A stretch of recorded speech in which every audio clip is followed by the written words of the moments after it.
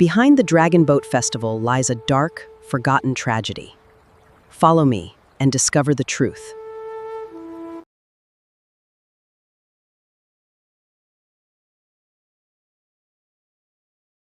In 313 BCE, the Kingdom of Chu was an absolute superpower. At the heart of its political success was Qu Yuan. As a brilliant minister and trusted royal advisor, he secured a vital alliance with the neighboring Qi state. Together, Chu and Qi formed an unbreakable wall that kept the ruthless, rising Qin Empire at bay. Qin knew they couldn't defeat Chu militarily as long as that alliance stood. So, they didn't send an army, they sent their ultimate weapon, a silver-tongued master strategist named Zhang Yi. Zhang Yi walked right into the Chu court and made King Huai an offer that sounded too good to be true. He said, "Break your alliance with Qi, and Qin will return 600 li of previously captured territory back to Chu." The king was pleased. He invited Zhang Yi to sit beside him. Qu Yuan saw right through the deception. He stepped forward and begged the king to refuse, warning him that Qin's promises were worth less than dirt. Alas, King Huai was completely blinded and ignored his most trusted advisor. Knowing the sheer scale of the catastrophe waiting for his homeland, Qu Yuan did the unthinkable. He shattered royal court protocol. He threw himself in front of the king, weeping openly, his voice echoing through the grand hall as he begged the monarch to wake up from the delusion. This was the opening his enemies had been waiting for. They claimed Qu Yuan does not weep for Chu, he weeps for his own ego. They told the king that by this actions, Qu Yuan is telling everyone that the king is completely incompetent and would ruin this empire. King Huai was enraged upon hearing this. He orders the removal of Qu Yuan from office and exiles him to the area north of the Han River. With Qu Yuan safely out of the picture, King Huai wasted absolutely no time. He officially severed all diplomatic ties with the state of Qi. But he didn't just break the alliance. He wanted to prove to Qin how serious he was about their new friendship. To show Qin his absolute loyalty, King Huai sent a delegation straight to the Qi capital. Their only mission is to publicly hurl insults directly at the king of Qi. It was a spectacular display of toxic diplomacy, completely humiliating the state that actually had Chu's back. "I said 6 li of my own lands. A lowly minister like me cannot pledge 600 li of Qin lands. Your king of Chu heard wrongly. My tongue is all I need to conquer the world." The messenger hastily returned to the capital of Chu and reported this to King Huai. King Huai was furious when he heard about this. He declared that this act by Zhang Yi is unforgivable. He vowed to take revenge on Zhang Yi for tricking him, and he began to amass troops, preparing to attack Qin. He sent for his general, Chu Gai, to lead his attack against Qin. This battle would become the Battle of Danyang. In the Battle of Danyang, the results were decisive. The state of Chu lost more than 80,000 men. And to add salt to injury, Chu Gai and many other officers were captured. The territory at Hanzhong was also lost to Qin. King Huai was infuriated. He doubled down and sent more troops against Qin, but the Chu army was again defeated at the Battle of Lantian. The states of Han and Wei invaded Chu during this time, and they occupied several towns. This was the end of Chu as a superpower. In his despair, King Huai thought of his once trusted advisor, and recalled Qu Yuan from exile. Qu Yuan proposed to repair relations with the state of Qi, and he set off to the Qi capital.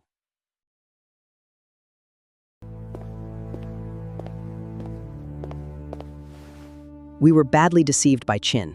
I beg you to consider reconciliation.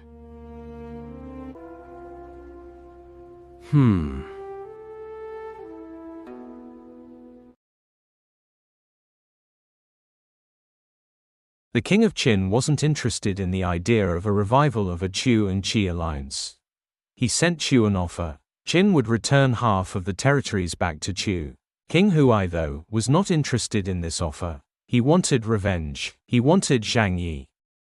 Zhang Yi arrives in Chu. He faces King Huai. Refusing to fall for the same trick twice, King Huai didn't give Zhang Yi the opportunity to talk his way out. He threw Zhang Yi straight into prison and planned to execute him. Strangely, Zhang Yi remained calm. This was because Zhang Yi has bribed King Huai's inner circle. King Huai released Zhang Yi after the corrupt ministers lobbied with varying reasons for not executing Zhang Yi. Zhang Yi suggested that both Qin and Chu should reconcile for a win-win scenario. King Huai accepted, and Zhang Yi left. Qu Yuan returns to Chu. He was shocked to learn of the developments when he was gone. He asked King Huai, "Why didn't you execute Zhang Yi?" King Huai regretted that decision and sent a cavalry to capture Zhang Yi. But it was too late.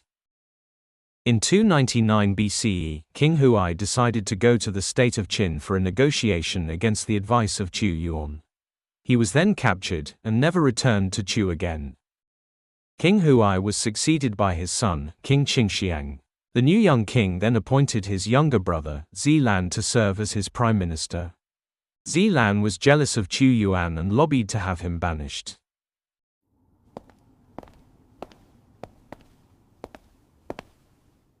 My brother, my king.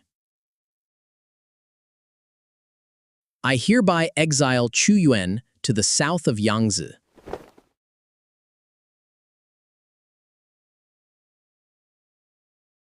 Cast out of the capital and stripped of his titles, Qu Yuan was banished to the wild marshlands south of the Yangtze River. For a man who lived his entire life for his state, this sudden isolation is worse than a death punishment. He was forced to survive in the wetlands, a political ghost, left to watch from a painful distance as the country he loved drifted further into chaos, utterly blind to the dangers closing in around it. But in his isolation, Qu Yuan did not stay silent. He channeled his profound grief, his unyielding loyalty, and his utter despair into brushstrokes, unknowingly reshaping the very foundation of Chinese literature. He composed Li Sao, or The Lament, a sprawling, deeply personal poetic masterpiece where he laid bare his soul, mourning the blindness of his king and the corruption of his homeland. He looked up at the night sky and penned Tianwen, or the heavenly questions, demanding answers from the cosmos for why the righteous are so often punished while the wicked prosper. For nearly 20 years, he wandered as the walking conscience of Chu, growing frail, aging, but completely unbroken in his principles. Then, in 278 BCE, the final, catastrophic blow fell. The unstoppable military machine of Qin launched its definitive invasion, breaching the gates of the Chu capital of Ying. Upon hearing the news, the last shred of hope inside Qu Yuan died. His life's work, his loyalty, his country, everything was gone. So, it has come to this. Maybe they will understand. He was last seen at the river. I hope the fishes eat the food instead of him.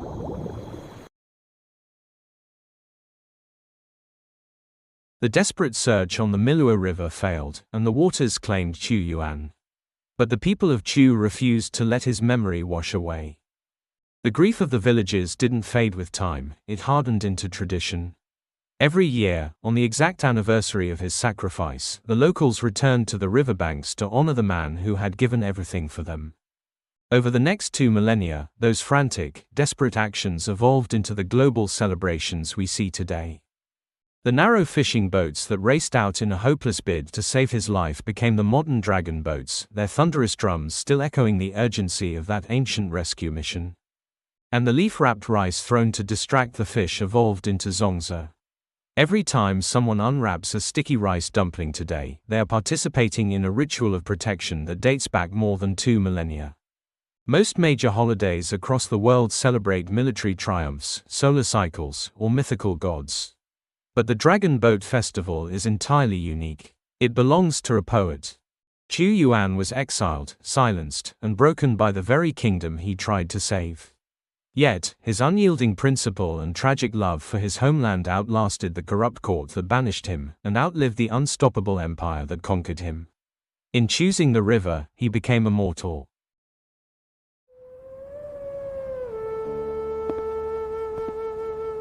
The road ahead is long and boundless, yet I will seek the truth high and low.